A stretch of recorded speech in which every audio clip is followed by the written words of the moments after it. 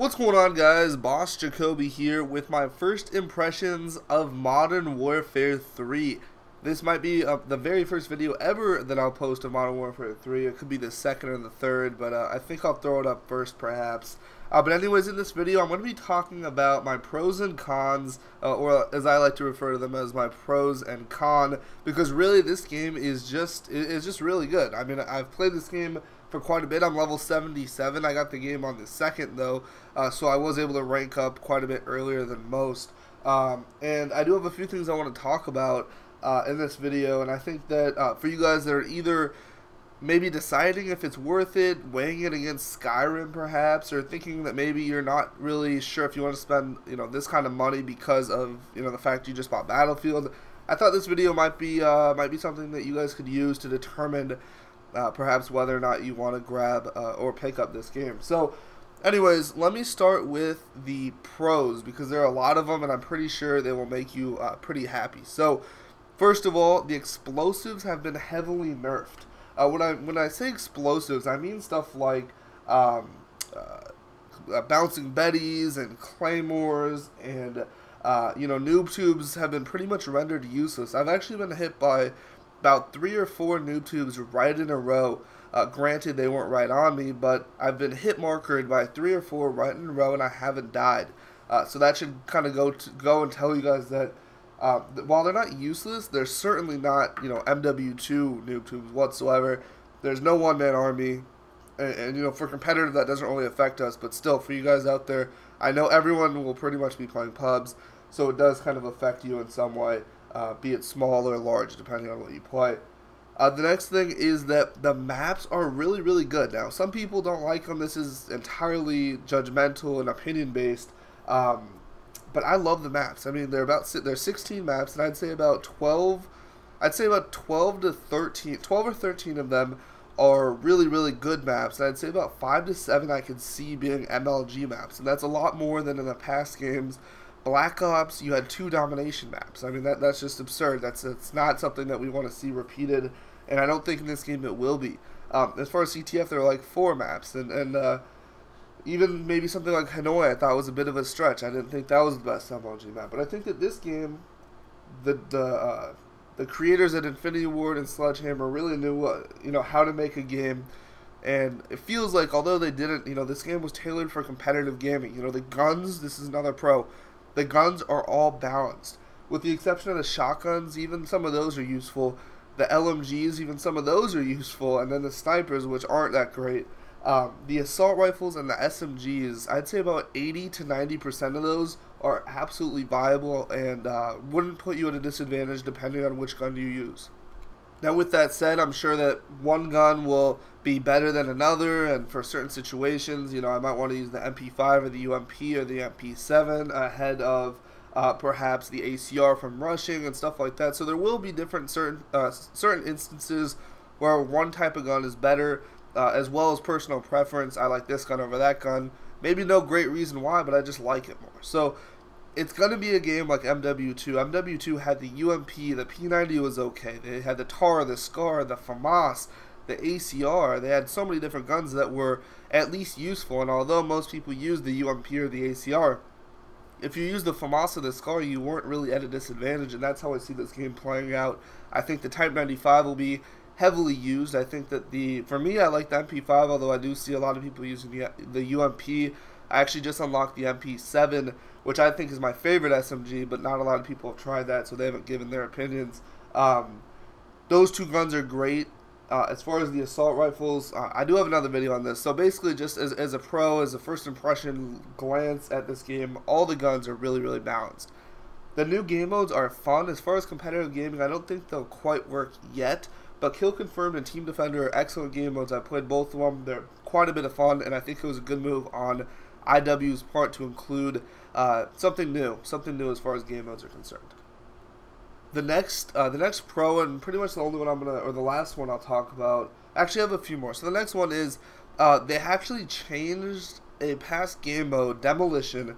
They made the overtime into Sabotage, where there's one bomb site right in the middle, and both teams can plant, and if one team plants, it's their job to defend it for a certain amount of time. I think it's 30 or 45 seconds, and then if the other team defuses it, they have to plant it on the same bomb site, so on and so forth. It's an excellent game mode. This makes it truly MLG compatible, because in the past MW2, they had it so that the most kills, what was it? I think the most kills had defense in the overtime round. So it was always your intention to get the least amount of kills, get offense, because offense was heavily thought to be way easier than defense. And this led to, maybe not in MLG as much, but in the game in general, a lot of people in map gen or singles rushing out there, just dying on purpose to get that offense in the third overtime round and being able to just win because offense is so much easier. But in this game mode, you need to win your offense round for sure. It shouldn't be that difficult because offense is still offense. But you need to try and win your defense, because if not, you're even with them. You don't have any advantage either way. You're both going to be going on the same bomb site. It just really evens out the playing field here and cuts down on the cheap tactics at the same time. So there are a few other positives. I'm going to leave that to another video, but it revolves around the theater mode. I'll be posting a video about that in just a little bit. So let's move on to the cons, and like I said earlier, it's just one or two. I said con to be funny, but I think it's just one or two really. First of all, I think the kill streaks, it feels like they're a little bit overpowered. I'll just say that. It feels like they're just really good. I mean, one of the kill streaks takes 3 Stinger missiles to take down. I thought that was a little bit absurd. They stack on top of each other, and on top of that, to make them even better, I believe, and don't quote me, but even if this isn't true, you know, kill streaks are still overpowered in my opinion, although competitive, of course, it doesn't matter. But I think that if you get, let's say, your 3, 5, 7 kill streaks and you don't die, after that 7th kill streak, I think if you get 3 more kills, you'll get your 3rd kill streak, 5 more your 5th. I could be totally wrong, but I do know that there's a 4th slot. So I think that might also be for, I don't know, that's something revolving around kill streaks. I think that might be how it is. I could totally be wrong, but I still think either way, that the fact that they stack, the fact that the kill streaks themselves are pretty damn good, gives me a little bit, I think that's why it's a negative in my opinion. Again, it doesn't really affect me that much, and it's not something that's that big of a deal. I haven't been really bullshitted that much by kill streaks, but still, I think they could be toned down just a little bit. The final con is really just important for, I think, competitive gaming, is that CTF, the game mode capture the flag, doesn't show how many captures each team has. It just shows if you won the round or not. So this is going to be a huge problem for competitive gaming, but Infinity Ward in a few of the live streams, and I think even on Twitter, has publicly said that they are doing their very best to patch it for MLG's use or for competitive gaming's use. They didn't say specifically they'll address this issue, however I'm sure that they will, along with a few other things, such as I think the LAN system needs a little bit of tweaking, but it feels like IW has really stepped their game up here and knows that to be a successful game, they need to listen to the community and change what the community wants to be changed, at least for the most part, that is. Now, one thing, guys, just to set your minds at ease, I know that IW and Activision had their lawsuit right around the release of MW2 and even a little bit after that, right? And I know that that was commonly thought to be the reason why IW or Modern Warfare 2 wasn't patched as much as it should have been. You know, obviously, it should have been patched more and quicker, but while that is one reason, guys, I think you guys should be well aware that there is another reason in the fact that Modern Warfare 2 didn't have something called the hot patch or hot fix system, which is something that Treyarch was the first to introduce with Black Ops, where they were able to implement patches and fixes, I think without going through Xbox or PSN. I could be incorrect, but either way, they were able to do it cheaper and quicker, and that's something that IW and Sledgehammer has incorporated in Modern Warfare 3.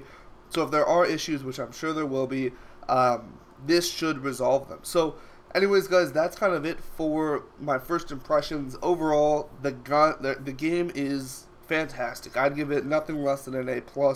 I know that I do play Call of Duty, some may call me a fanboy, but I have nothing against other games. I just think that this game is very solid. The maps are great, the guns are better, the noob tubes suck, the explosives are nerfed, the knife is balanced, the game modes are new and changed when they needed to be. Everything points to a successful game for both casual and the competitive audiences, and hopefully it will be. Anyways, thanks again for watching this video, and I'm out of here. See ya.